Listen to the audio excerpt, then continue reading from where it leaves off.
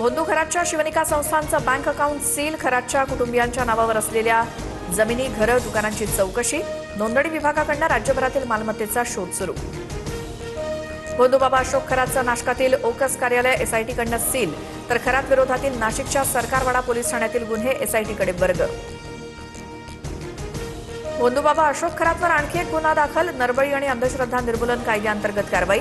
भोंदू खरात विरोधात आतापर्यंत 8 गुन्हे दाखल. मातोश्रीच्या मॅडमच्या आग्रहाखातर खरातला पाण्याची जोडणी. यही तो नाही ताज का राज. शीतल म्हात्रेंकडून सवाल उपस्थित. तर ताज का राज फुटला तर तोंडचं पाणी पडेल, म्हात्रेंचा इशारा.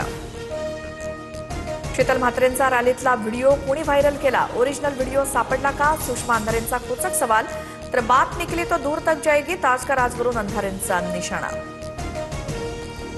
देशाकडे पेट्रोल डिझेलचा मुबलक साठा, कुणीही रांगा लावू नये, मुख्यमंत्र्यांचं आवाहन. तर इंधन खताचा काळाबाजार करणाऱ्यांवरती कठोर कारवाईचाही इशारा.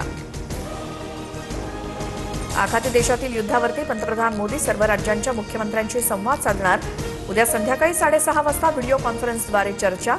निवडणूक असलेल्या राज्यांचे मुख्यमंत्री बैठकीला मुकणार.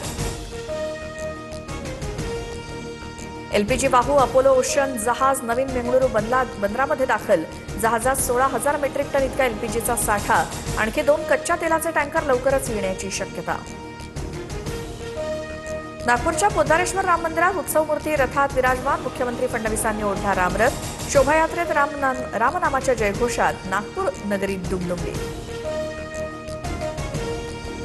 नाशिकच्या लासलगाव बाजार समितीत पुढच्या 7 दिवस कांद्याचे लिलाव बंद राहणार. सण, साप्ताहिक सुट्टी आणि मार्च एंडमुळे बाजार बंद राहणार. 2 एप्रिलपासून कांद्याचे लिलाव पूर्ववत होणार.